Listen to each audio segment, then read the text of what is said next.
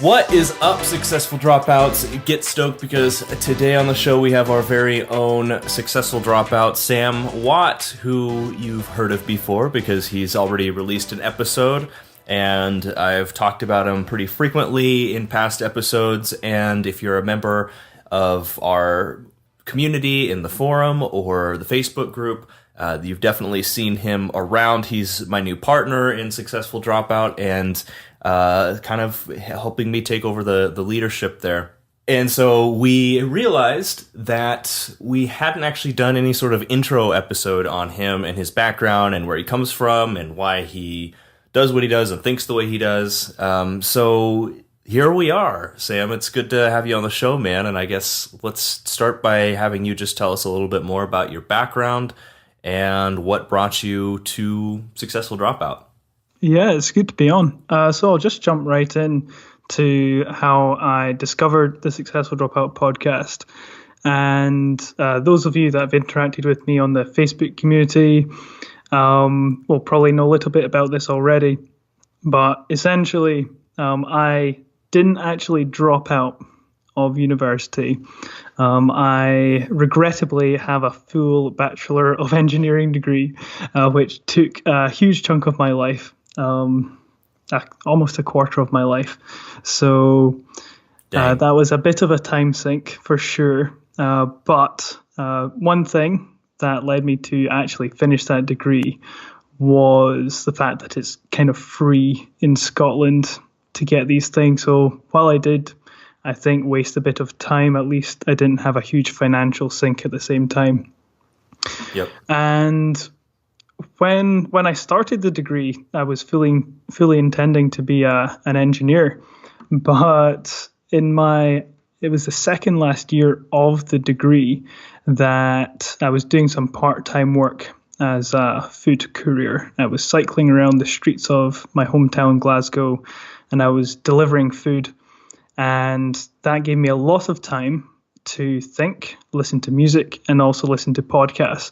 So I kind of became a bit of a podcast fiend. I've got over 1,000 hours of podcast listening hours under my belt at the moment. And one of the podcasts I came across was the Successful Dropout podcast. And I just devoured it, man. Like, I've listened to every single episode. I just couldn't get enough of it. And it was one of a few factors which led me to start thinking outside the box a bit. And I had all these really nice looking jobs which I was looking to start applying for. And I had this stack of them on my desk, actually, in my little one-bedroom apartment in Glasgow. And I had all my books with like electronic engineering stuff there and like programming books and all this. And then I also had all these applications and all these really big companies like JP Morgan, which I would be able to apply to with the quality of degree that I would be getting. And I remember sitting there and I was thinking, I'm not sure I really want to start applying to all these. And I'd just been hearing so many stories of people finding creative ways outside of the traditional systems to actually build a meaningful career on their own terms. And so that pile of job applications just kind of sat there and didn't ever get done. And I kind of knew at that point, I was like, I don't think I'm really going to be going into engineering or software development. I had a few options available because it was quite an in-depth degree. It was kind of a joint degree between computer systems, which involved a lot of software development, and electronic and electrical engineering, which was to do with embedded systems and signals and all sorts of other things in that area.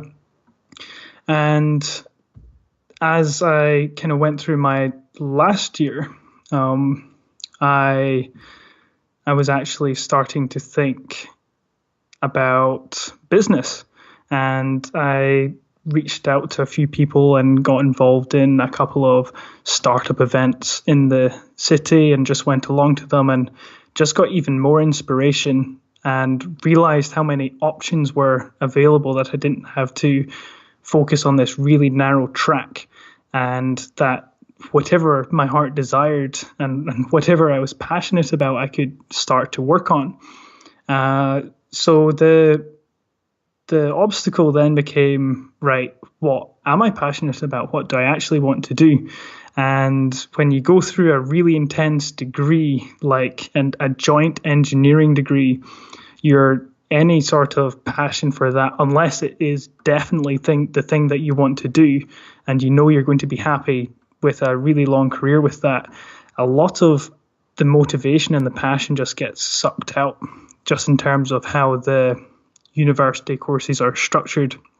It doesn't inspire you to create very much.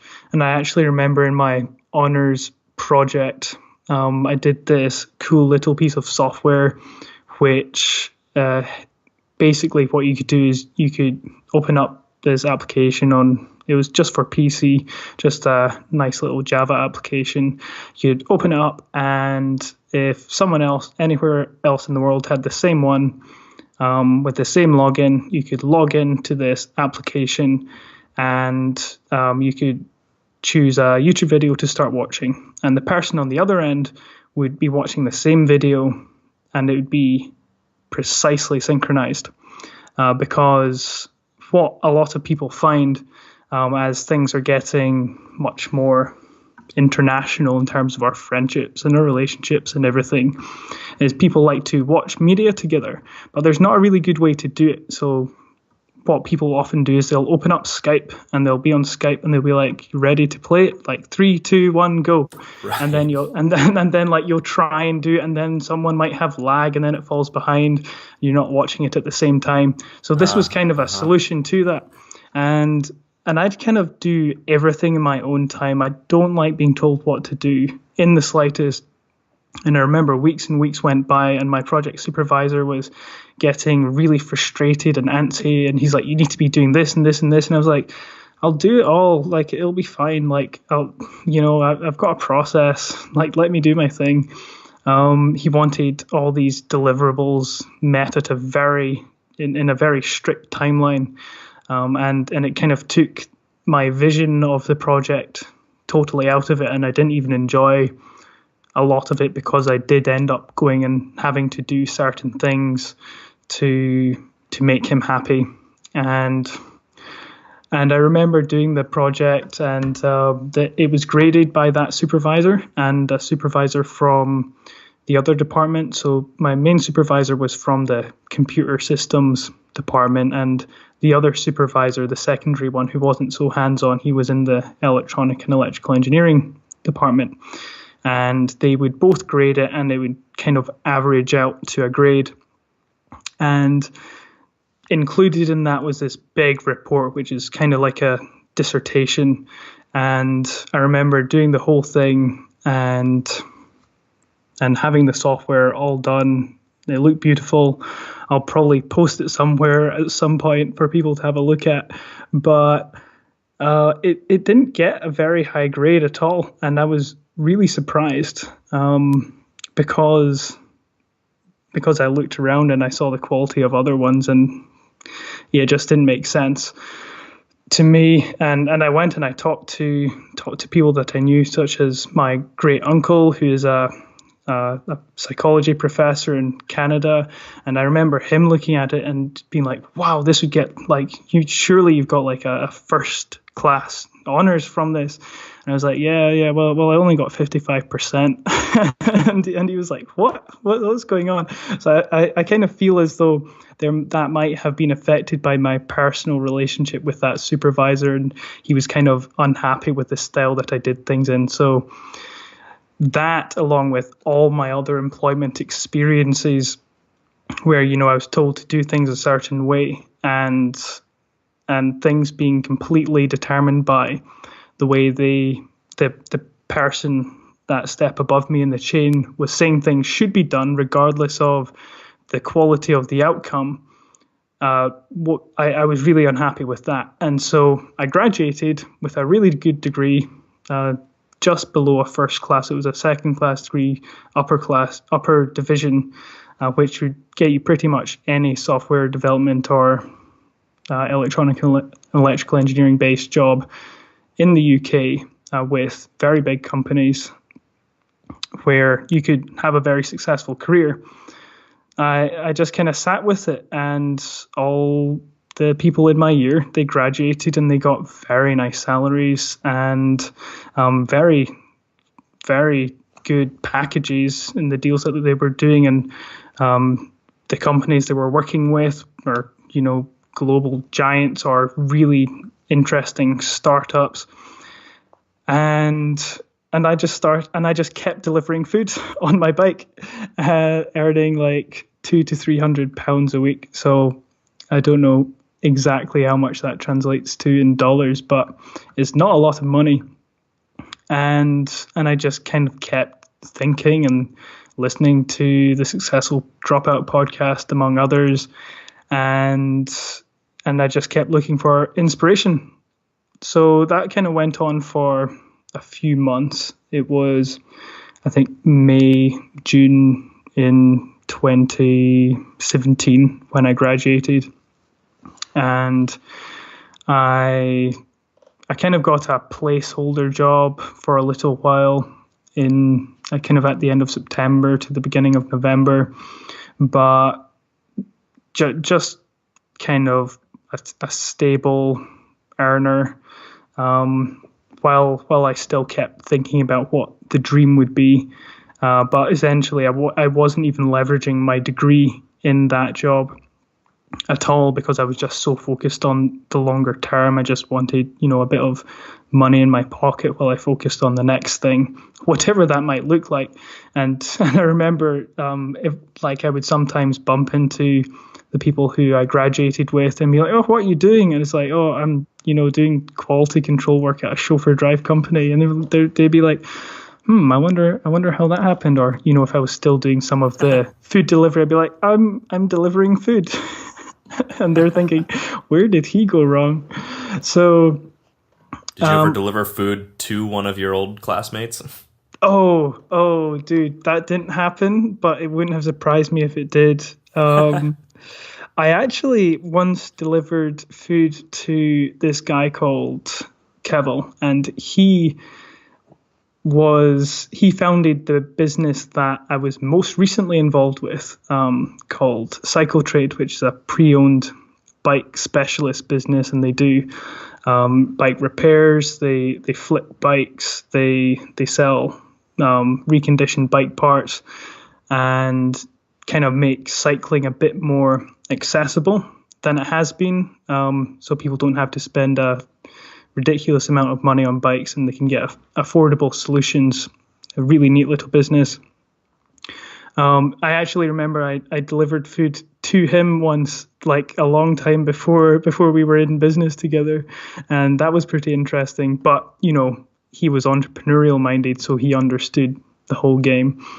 And to kind of bring it back to where I started in business, it was November 2017, and I went out to India with my church on a short-term mission trip.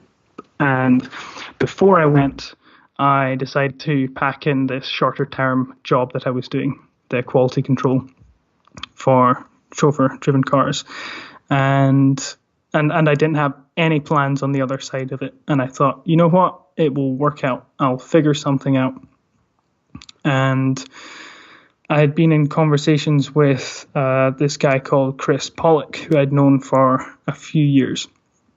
And he is a similar age as me, and he's actually in the Successful Dropout community. He's just about the best web developer that I know. And we'd met up just before I left to India to hang out, and we were looking into the market of medical practice websites in the UK, and we were laughing about it for a long time because we couldn't believe how bad it was.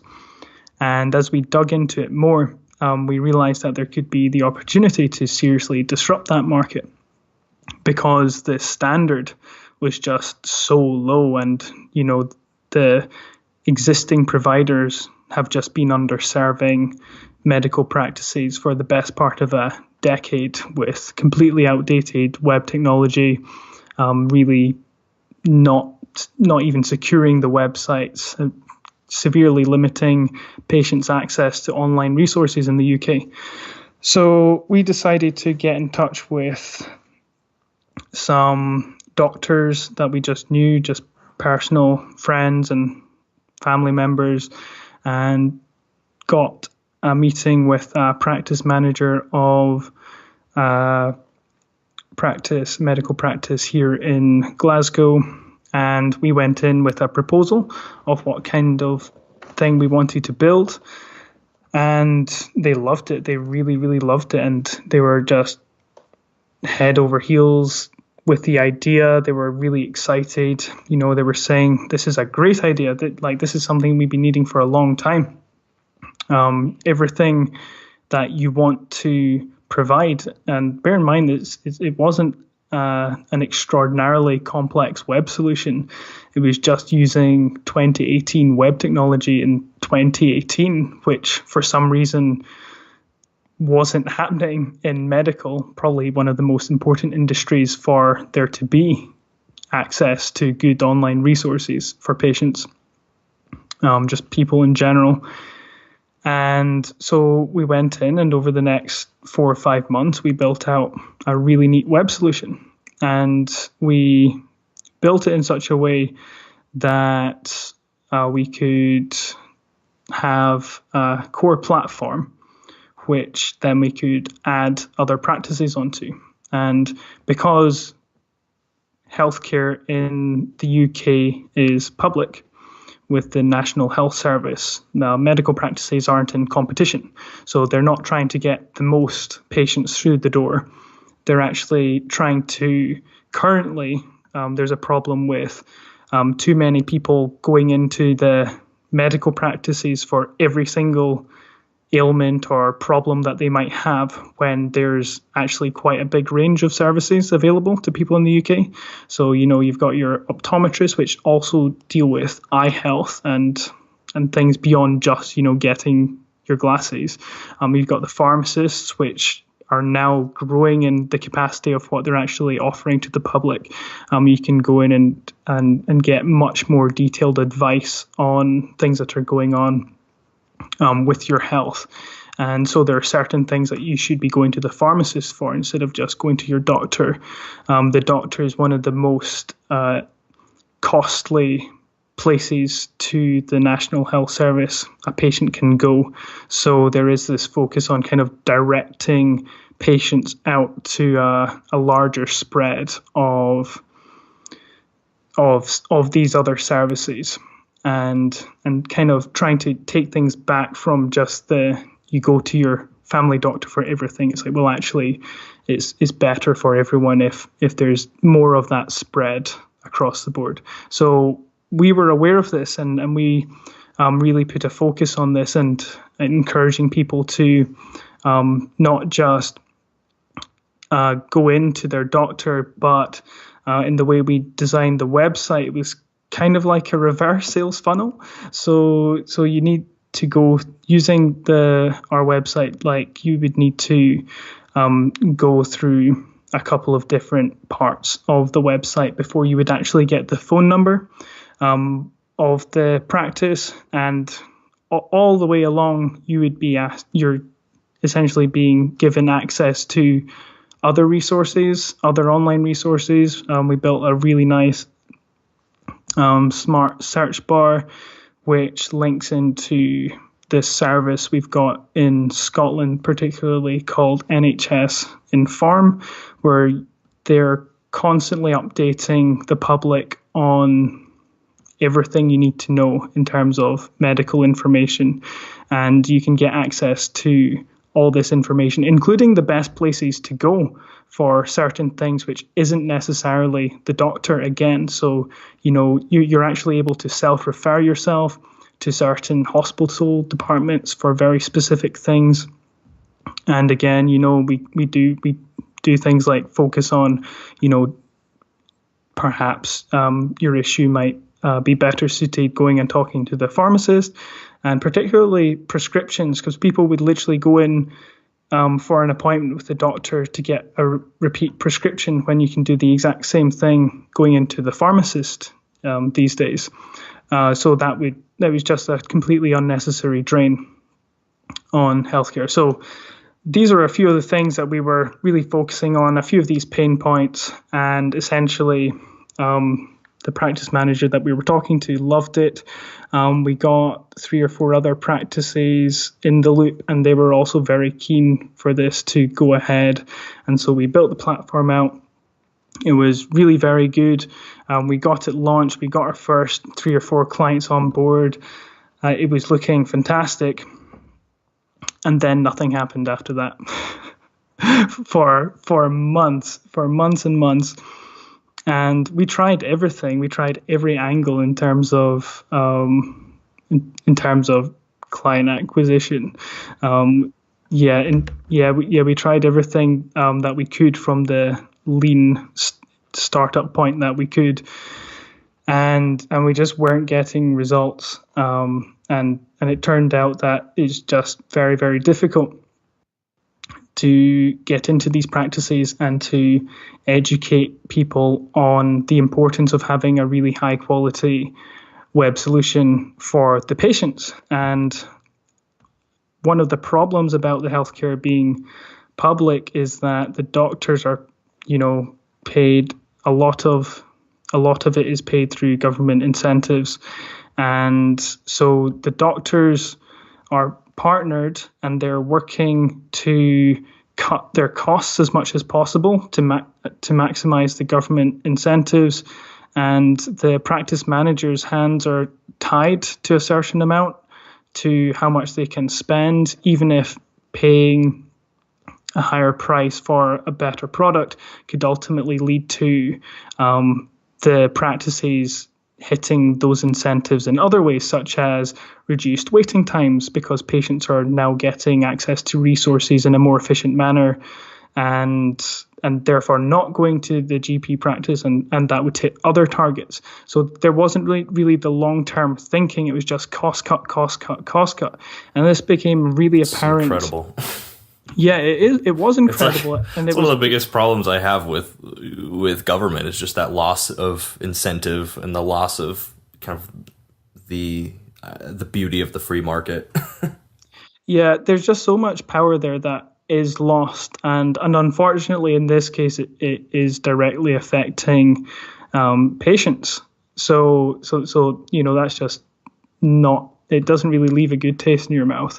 It was really highlighted to us when I was talking to one of our clients, and there was potential for us to get a few clients in because they were going to this meeting that had a lot of practice managers at it throughout. I think it was the kind of greater Glasgow area, and Glasgow, just to give you guys an idea, is a city that in kind of the wider area has over 1 million people in it, and every practice has it caters to anywhere from 1,000 to like 12,000 patients. So this could have been a big opportunity to get our first significant amount of market share, and our client came back and they were incredible, and it was more than one of our clients who were actually at the meeting that ended up talking about us, and they were talking about how happy they were with our product and how much of a difference it was making for them. And then everyone apparently at the meeting was very interested. A lot of practice managers there. And then one practice manager said, "Oh, there's this other one that's like £2 a month cheaper though." And literally everyone lost interest. Yeah. It was just mind blowing to hear this. And I remember listening to the client that was telling me about this, and of course I was so grateful because I didn't ask them to do it, and they just said, "We love what you do so much, and we are very happy to go and talk about your product to these guys while we're there." And and to hear that coming back, it's like, well, okay, Right. we've learned a lot. We've learned a lot from this. It's like we've managed to build a scalable piece of software that we can add clients onto with fairly little contact time with the clients. And essentially, if we develop the core product, the product improves for everyone. And this was our big vision, because it would be a case of no matter whether there's 2 clients on board with us or 2,000 clients on board with us, if we develop the software, that software improves for, upwards of millions of patients in the UK from just a few developments, which is just something that's never been possible before. And so we had this big vision for it, but that information really kind of suffocated that hope. And so we decided to take a little bit of a seat back from the business for a little while and just reevaluate what kind of a market it was, and just take on board the fact that it was a very slow market, and one which there was only limited potential in actually funneling any amount of our energy and time towards. And we'd learned a lot in the meantime, regardless. And we still have that business today. And funnily enough, for the first time in a while, next week we're getting a travel vaccination clinic website online, and there's potential for a couple of others in the coming 2 or 3 weeks to come on board.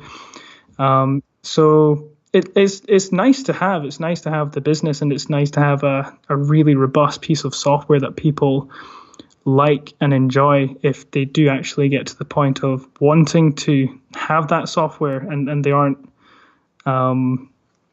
aren't too fazed by what they have to pay for it, which isn't a lot anyway, but that's a whole other story. So it's been an interesting one on that kind of first business venture, and we've learned a lot. But that was kind of how I started into business, and that's been an interesting journey over the last year. And so then, to kind of briefly fast forward, you ended up getting into the cycle trade business, which I understand is you ended up leaving there just because the partnership wasn't quite right. And then now you're kind of at a place where, at least last time we talked, you weren't really sure what you were going to do. Yes, so I mean, exactly. Go into that a little bit, because I think it's a good illustration, or I think it's a good story to inspire a lot of people listening who have sort of chosen this self-directed path over the traditional path. And it's interesting to have you on and hear the story, because you're kind of right in the middle of this journey where things don't always work out. In fact, sometimes it seems like things rarely work out the way that you hope they do. And you're constantly riding this roller coaster of ups and downs during your entrepreneurial journey of things working and you thinking that you're on the right track and everything's going to be okay. And then for some reason, things fall through. I rode that roller coaster for 6-7 years, personally, just before it really started to find a groove and settle into something. And so you being right in the middle of it, I think is really interesting, because I'm sure a lot of people listening are at the same place. And so, you seem to be in this kind of limbo stage right now where you're not really sure what to do next, and it'd be interesting to hear your sort of thoughts and feelings around that. So just to kind of briefly mention what went on with Cycle Trade. That was a really interesting little business, which definitely keep your eye on it. You can look it up on Facebook, Cycle Trade UK.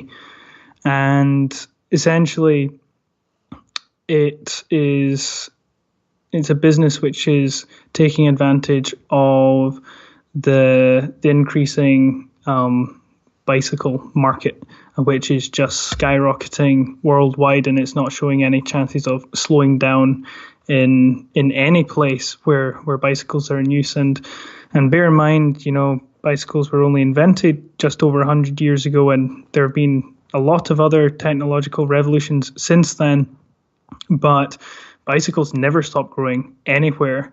And there were some interesting periods in the market where you had your a lot of attention given to the likes of the Tour de France, where you would have these where you would have people getting really interested for a while, and there was a period of time where a lot of the market was kind of saturated, and in the UK particularly, and there were just new bikes everywhere all the time, and people would always be buying bikes. But that started to slow down, and we've actually had a few UK businesses, one in particular, Evans Cycles, which I'm not sure if they're completely going into liquidation, but definitely a lot of their branches are closing down. They've had this big one in Glasgow for years and years selling new bikes, and it's just toast, like it's gone. And what we're finding now is actually a lot of very high quality secondhand bikes in the market, and an increasing user base for them, which leaves a really neat gap in the market to be taken advantage of, which is exactly what Cycle Trade was doing. They would get in really good quality secondhand bikes.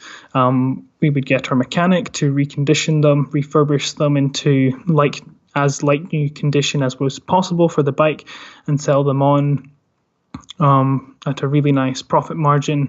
But also, regardless of that, it would still be far more affordable than going into a bicycle showroom and picking a brand new bike.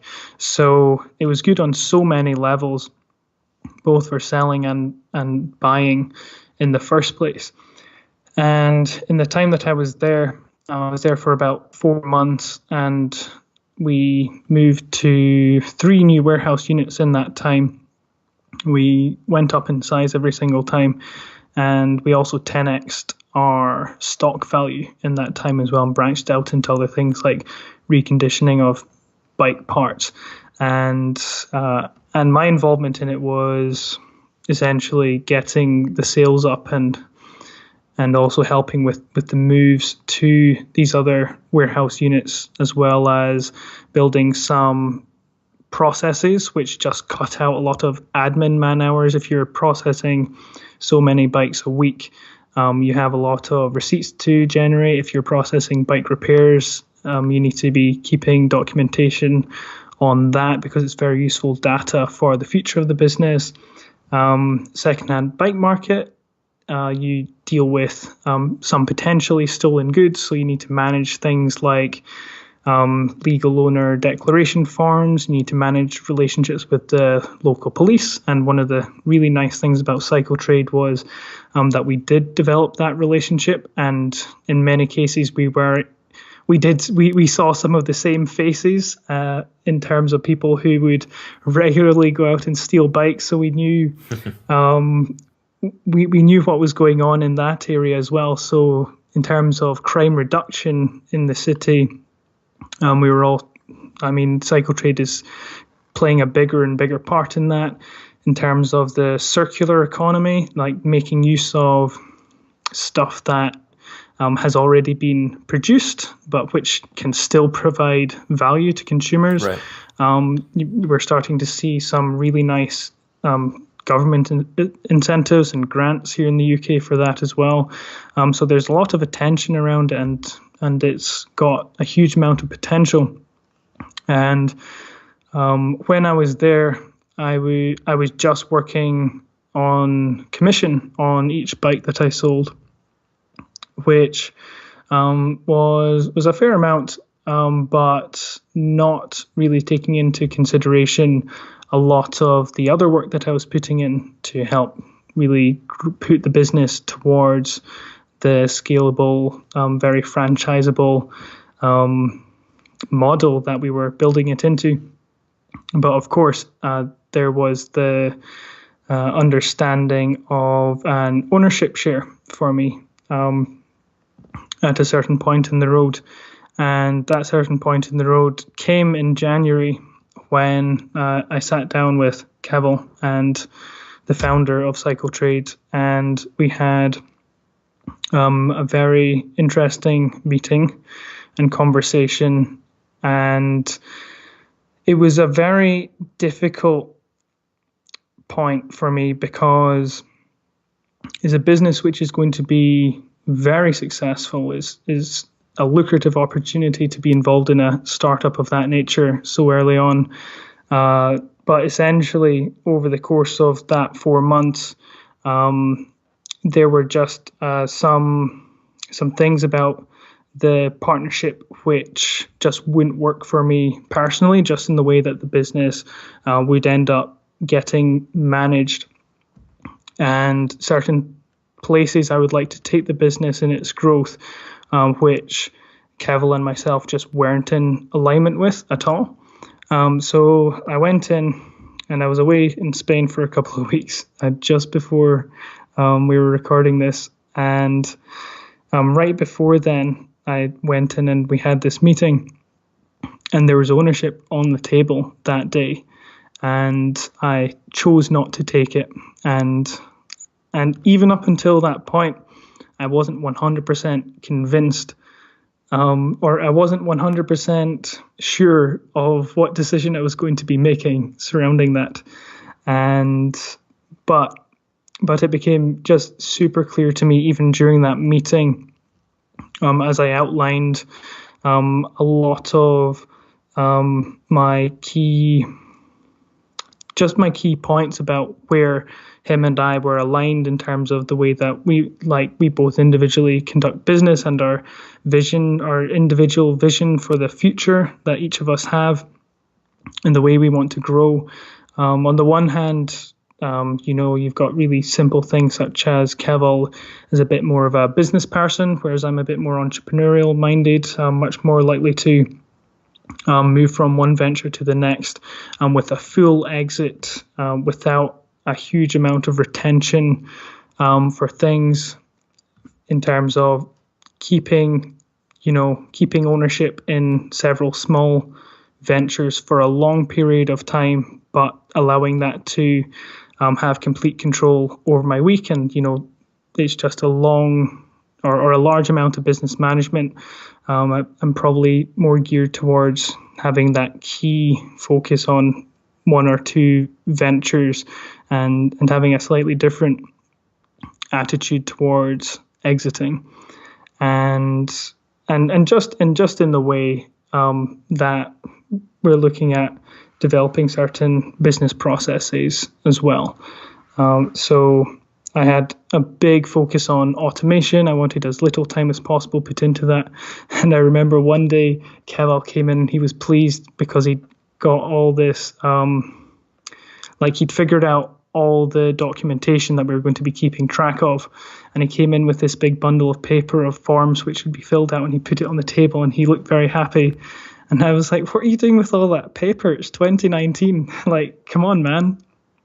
And I managed to get some of that stuff automated before I left. But even just down to that level, we just weren't in alignment, and things would have moved very slowly in that regard. So a number of factors kind of led me to kind of decline that offer. But then I found that, I just kind of have some empty space now. And for those of you that don't know already, I will be heading over to Washington State. So very soon, Kylon and I will be having a podcast episode where we're actually both in the same room, which will be amazing. Heck yeah. And yeah, that's just kind of mind-blowing, all the way back from me sitting there cycling, delivering food, listening to you on the podcast, Kylon. Kind of accelerating forward to literally in a month or two, we're going to be just sitting down at the same table together. yeah, that's kind of crazy. But yes, it is leaving a bit of open space at the moment. Yeah, and so in terms of that open space, I guess, are you nervous about not knowing really what you're gonna do next or what plans are? And like, you have an engineering degree, right? So technically, you could fall back on that at any point and get a job pretty much anywhere. I mean, what are your thoughts around that? Oh, my thoughts specifically around utilizing my engineering degree. Mm-hmm. Oh man, that doesn't give me good feelings at all.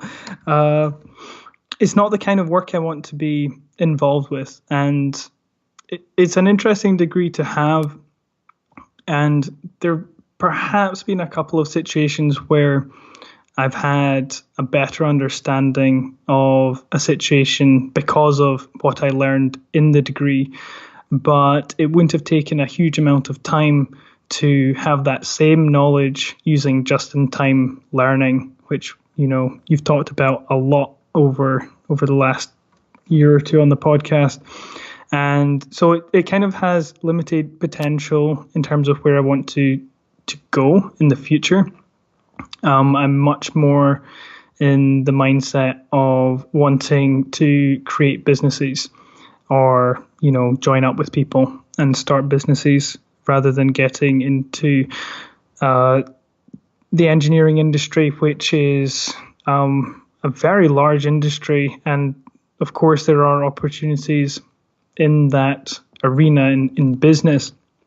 But in terms of where I'm currently at in my journey and the next steps that I would be taking, it would be anything in the engineering industry is probably something I would want to get involved with where I had a significant amount more capital or had a much more or a much clearer route to a certain market, which I just don't think exists. So the natural next step from an engineering degree would be to get a graduate job or a job with an engineering firm, and you wouldn't be quite entry level, but you'd be fairly low in the rungs. And as I mentioned earlier, being told what to do doesn't work very well with me. It's not. I don't find myself thriving in life when I've got value that I'm providing to others, that I'm being told to provide for a particular reason.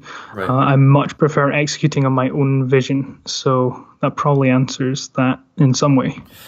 Now, I wonder what advice would you have for people listening who, basically advice to keep their spirits up or to keep on going down this path of creating your ideal lifestyle and basically stepping off the beaten path and forging your own. I mean, it's not always easy, especially when there's no clear idea of the future, I think, which is one of the biggest differences and sort of shock factors for people when they step off this traditional path. Like, if you're on that path, you can reasonably see, even sometimes decades into your future, based off of, because it's what everybody else is doing. You can kind of look to them. If you're forging your own path, it's not always super clear. And so you have to sort of sacrifice this security and understanding what's ahead of you for in favor of freedom. And so I'd be curious to hear, what are some of the practical kind of tools or mindsets that people can use to be able to stay, I guess, encouraged and stay ambitious and stay on that path? Well, I think what I would definitely say to that is, if you haven't spent a lot of time on self-development, you should start that immediately, especially if you're feeling quite worn down by your current situation or your current the current point in your journey. One of the most powerful things you can go back to is really developing yourself, and that does a few different things, including helping you discover what you really could be passionate about. So I'm going back and I'm starting to figure out like a 1 to 3 month plan for what kind of direction I want to be taking and what kind of ventures I might want to be involved with. So that's something that I'll be doing in the next week or two, is just really focusing on that. And that's very empowering, because in terms of going down a route where you do perhaps have a boss, or you're being quite tied up to a certain vision that isn't your own, that can be one of the things which can lead to you feeling quite unencouraged or disencouraged, whichever word is the real one. But it's definitely a case of, if you start to know yourself really well, you start to become more familiar with the kind of things that you might want to be providing value to people with. And in business, everything is a value exchange, and you can't be superficial with it. You need to really dig deep and figure out what direction you want to take. And it all starts with the present moment as well. So wherever you are now, it's a result of the place you were in a while ago, and whatever development you did back then would have steered you in a certain direction. So it's very easy to lose track of that and say, oh, well, I did this business accelerator, I went to this conference, and, yep, I know my values and I know what I'm doing in life. And then next thing you know, it's a year later and things have changed. And sure, where you're at is a result of where you did do the development and figure out which direction you were going in, but it's a continual process. You need to be constantly developing yourself. And that's especially true if you are going into entrepreneurship, because in entrepreneurship, it's all about finding those opportunities and building those businesses. And you will be doing something different, whatever it looks like, in terms of even if you're working on the same business in 5 years' time, the business is not going to look the same, or you certainly hope it won't look the same as it does now. So making sure that you're having that continual development helps you to reevaluate and move forward. And I think it really does have to be that shorter time scale as well. So I kind of mentioned 1 to 3 months. And particularly, I think I'm going to jump in and do Stephen Worley's 90-day strategic plan. And we'll leave a link in the show notes there, because a 5-year plan just doesn't work anymore. Things are moving way too fast. Markets are changing way too fast. It definitely worked when you could slot yourself into a career and there's a very clear progression that you could follow in the next 10 to 40 years. And I'm sure there are some careers where that's still possible, but where you're providing that value yourself from where you're at, your personal development has to come first in that beginning of the value exchange.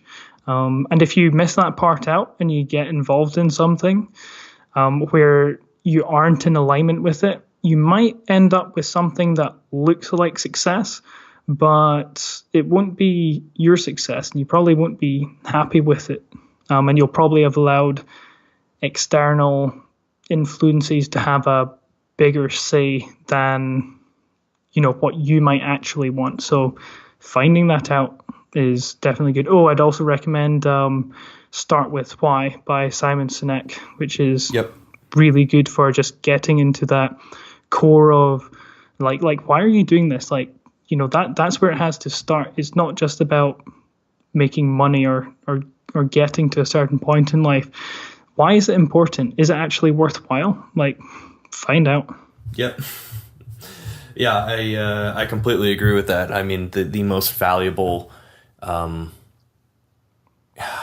guess, exercise for me, and the most valuable place I've ever spent my time and money and other resources would be on all things self-development. And I really think the first step to forging your own path is understanding who you are.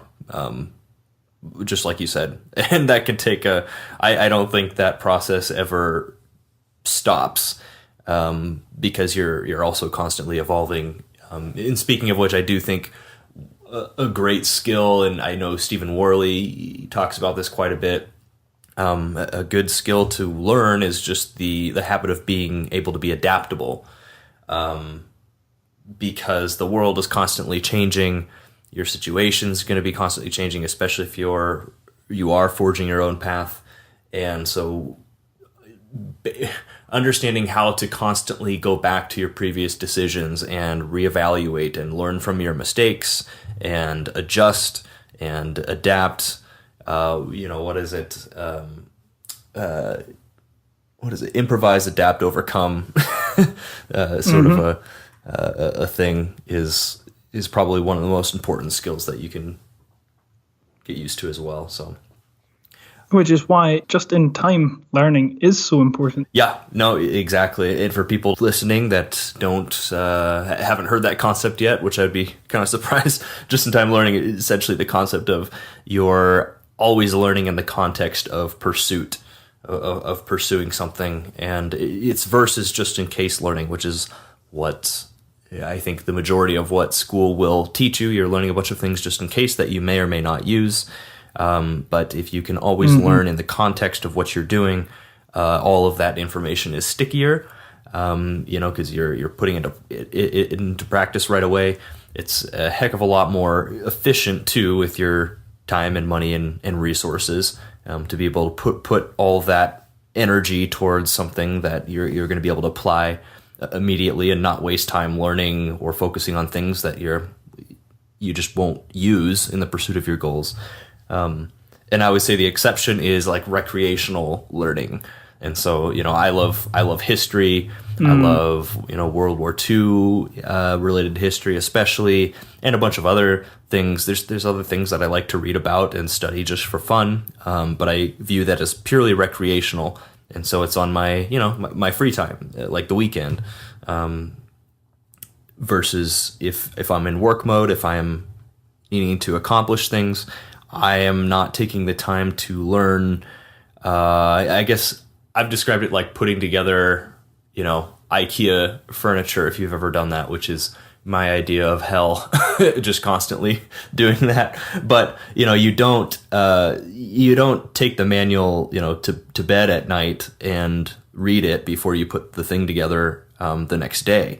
Nobody does that. I think the majority of people actually, try to put together as much as they can. And then as soon as they come to a part like, where does this part go? I don't understand this next step, or what do I do next? Then you refer to the manual. Exactly. Anyways. And I think that's true with just generally where you're at in life as well. So I suppose you could say self-develop. You can also do just-in-time self-development.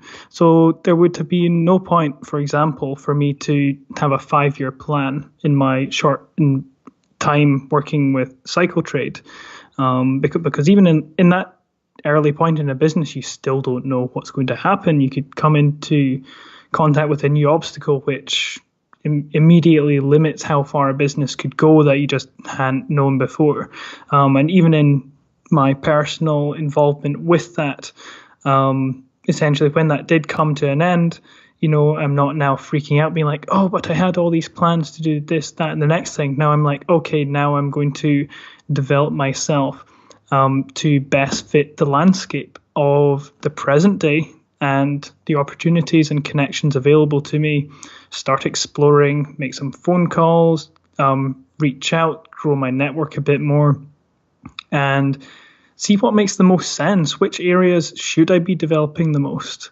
So yeah, I think taking that into account so you never know what's going to change in life as well. So that's why, of course, the 5-year plan doesn't make sense, and it's been making less and less sense as the pace of every market in the world has accelerated. Yeah, it's very true. And, I don't think it's necessarily a terrible thing to try to have a 5-year plan, but I think you should hold it loosely. I guess it'd be a good word, and focus more on adjusting kind of day to day to what you need to do. I mean, it's like the definition of insanity, right, is doing the same thing over and over again, expecting different results. And so I think that every day you should constantly be questioning yourself and your action, what you're putting your time and resources towards, and asking, is this the best return on investment? Is this still where I want to go? Is there a way to do this more efficiently? Am I really focusing on the 80-20 of this? That sort of thing, I think, is pretty cool. Yeah. Do you have any examples of where you were perhaps in maybe not the exact same position, but where you had a bit of open space lying ahead and you didn't know what direction you were going to take, or perhaps something came to an end and you weren't sure which thing was going to be the next? Yeah, yeah, no, absolutely. It was back in like the end of 2015 when I sold my first business to my business partner, which was a residential commercial painting company. And, I'd just been doing offline businesses basically up until then, and had always been interested in online businesses and starting a podcast and stuff like that. So that was my first big move. That was like 90% of my time was spent on that business. Sold it to my partner. That was a process. I did have a rough plan of what I wanted to do after I, had all that time back. And that was to create kind of this suite of courses for small business owners to systematize their business more. And so I did have a game plan, right when I left, and just sort of jumped into that. But ultimately, I had no idea. I didn't really know what I was doing to begin with. Like, I didn't know how to build a website. I barely knew what WordPress was.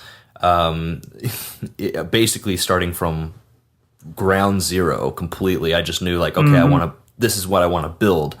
And so I spent the next few months doing that and figured it all out and built it. It was all just in time learning, it was, okay, how do I install WordPress on a domain? Like, how do I point the DNS towards the right URL? All these things, like, you have to just learn. And I'm looking up YouTube videos and reading blogs online as I need to learn it.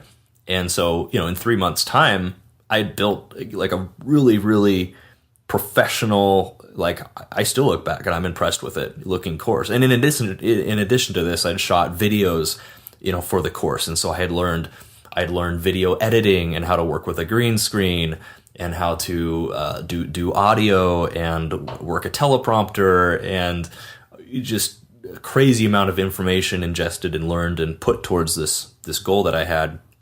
Long story short, it didn't work out. I basically... Is that where the picture of you on the shopping cart with the green screen in the background came from? Yep. Yeah, exactly. I had my siblings down there for a day, and so we shot a bunch of ridiculous pictures. For some reason, there was a shopping cart in the room, so I hopped in it, or Sky hopped in it, and then I just photoshopped that and made for a good image.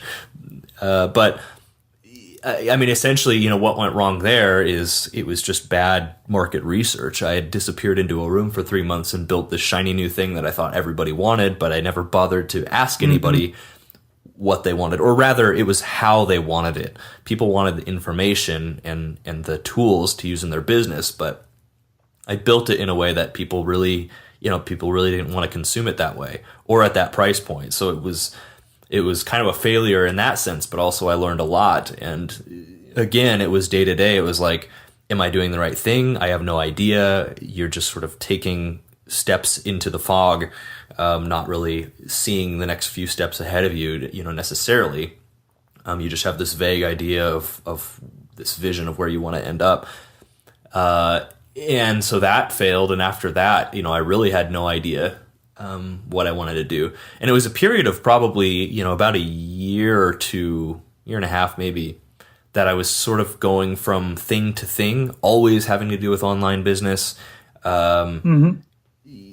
Like, my ultimate goal was as much time and financial freedom as I could possibly have. And I knew the best vehicle to do that would be to start my own business and have it be online, because I could work remotely. And there's a bunch of other benefits to having an online business too. It's it's easier to scale. You have access to more talent. You have access to more markets. You can go global, international, easier. Online business is amazing. So is offline, but it's a little different.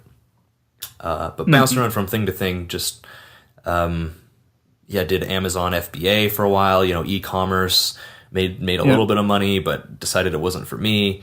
And so I guess, that would be my example of not really being able to find my groove, but working my way towards it. And everything I did with this just-in-time learning mentality, and ended up picking up a lot of skills and learning a lot of things. I didn't make a ton of money, and a lot of things I didn't really take off. Probably similar to your situation over the last couple of years.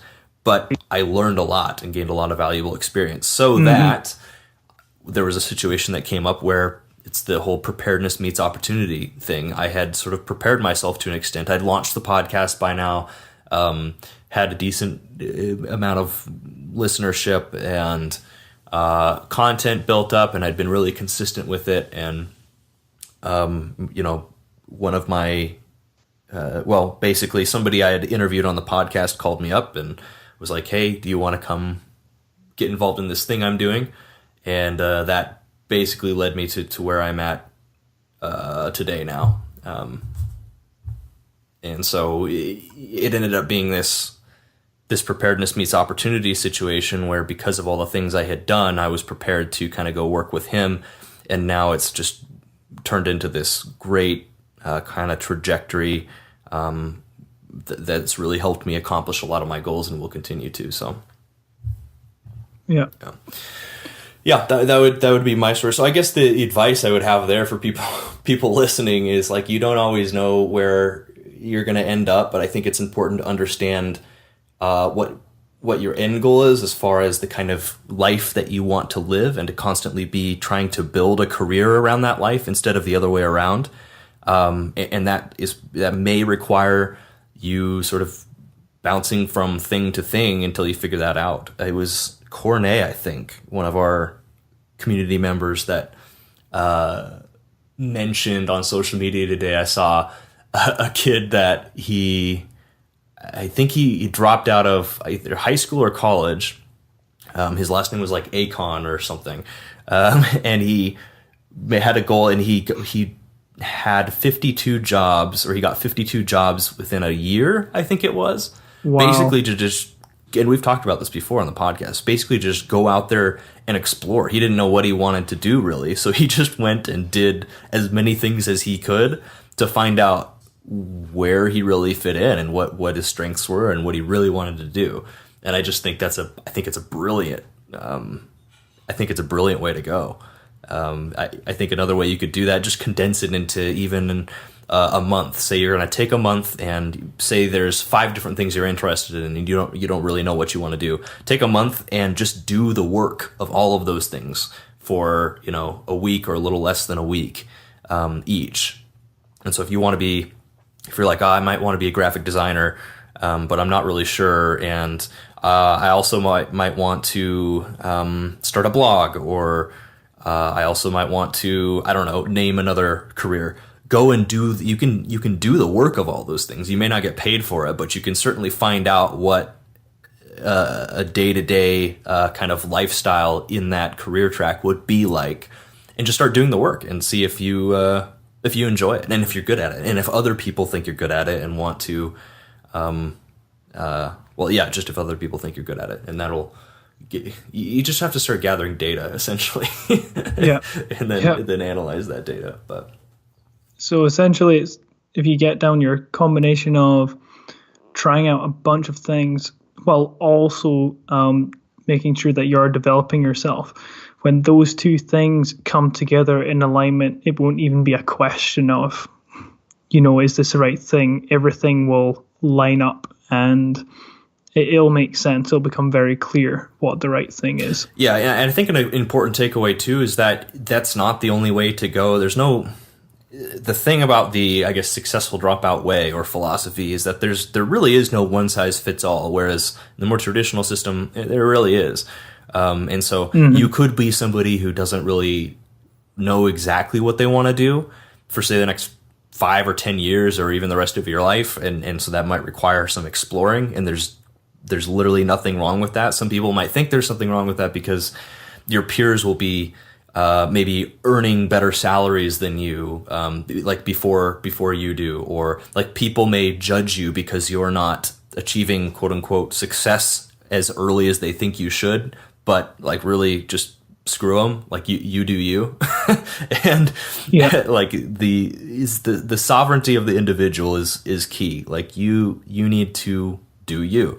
And so that might require you kind of exploring a bit, but you also may be somebody who you understand. There's just one thing that you sort of gravitated towards, and that's, you can't really think of anything else you want to do besides that. And that's something I would start doing that thing right away. And there's some people that, they'll start doing one thing at like in their teens, and by the time they just become masters at it. It's the 10,000 hour rule, whether it's a business or a skill or a hobby or something. By the time you're in your mid to late 20s, if you're that perseverance, in just putting all your time and effort into one thing, and that the focusing on one path until success can really pay off too. I think actually my brother is a good example of that.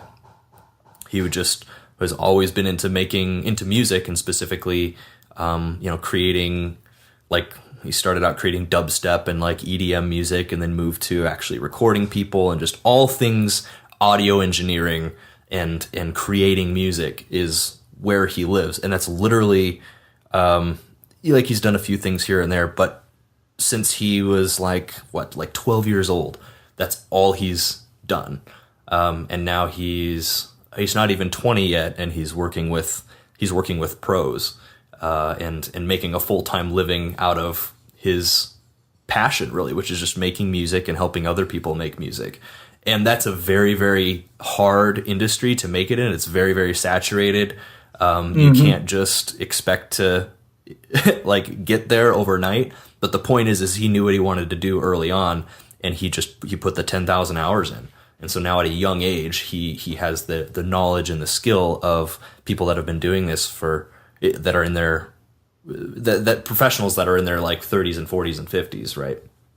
And so I think it's important to understand that there is no one size fits all. At the end of the day, you have to understand yourself and what you want, and then go and do it. But yeah, I guess we've gone for quite a while, Sam. So I'd love to sort of end with a question, and I'll throw it back at you, which is for people listening that are thinking of dropping out of the traditional system and sort of forging their own path, but maybe they haven't quite done that yet. What advice would you have for those people? Just some parting advice. I would say that it's very good to become self-aware. So before you even go down the track of developing yourself, it's a very good practice to become aware of how you conduct yourself and how you work. So, for example, before I started anything in entrepreneurship, I had a sleeping schedule which was much more in the traditional track for my geographical location. And among other things, this was one of the key areas of self-awareness, which completely changed the way that I do things and the way that I work. So I discovered with a bit of experimentation that I'm actually a night owl, like a crazy late night owl. And so I realized that all the times, and I started to realize this as soon as I figured this out, that all the times that I had slept in and that, I'd missed morning appointments for things, I'd always just labeled myself as lazy and unmotivated. And I realized when I started to listen to my body and become self-aware in this respect, that I just naturally go to bed super late, anywhere from like 3 to 5 a.m. and I get up anywhere from 11 a.m. to close to 1 p.m. And as soon as I started doing that, and I've now been on the sleep schedule for over a year now, and I can't remember the last time I went to bed before midnight, my whole day I'm completely energized and I don't have mental fog in the way that I used to. And it changed the way that I was able to do things. And there were advantages to that schedule, such as when I do my workouts and getting in tune with my body on that front. And that led to me being more efficient in every other area. And then I could use that baseline to work on. So something that I can't emphasize enough is become aware of yourself, become aware of how your body works, become aware of what you like to do. Also with your energy split throughout the day. Lots of different activities you might do take up different types of energy. So, you can only work out for so long. You can't work out for like 12 hours a day. Well, some people can, but you probably only have a certain capacity there. And then you can probably only sit down in front of a computer for so many hours a day as well. And so I would recommend becoming completely aware of where you are at right now, and that is a place that you can actually develop yourself from. So if you want to extend your capacity in any of these other areas, it gives you that starting point to go to. And a lot of people, I think, start developing themselves in a lot of areas, or trying to develop themselves without understanding themselves well enough, and then beating themselves up because they're not seeing progress or good results when, they might be trying to go 0 to 100. So I'd recommend to you guys, become self-aware and then develop yourself. And that's a really good starting point to your future. I like it. Well, with that, I think we'll be done. And Successful Dropouts, you are the average of the 5 people you hang around the most. And today you've been hanging out with Sam and Kylon, learning everything the traditional system never taught you. For more information about anything we talked about today, head over to successfuldropout.com. And let's try to say it together again. Stay hungry, stay foolish. Nice. That'll work.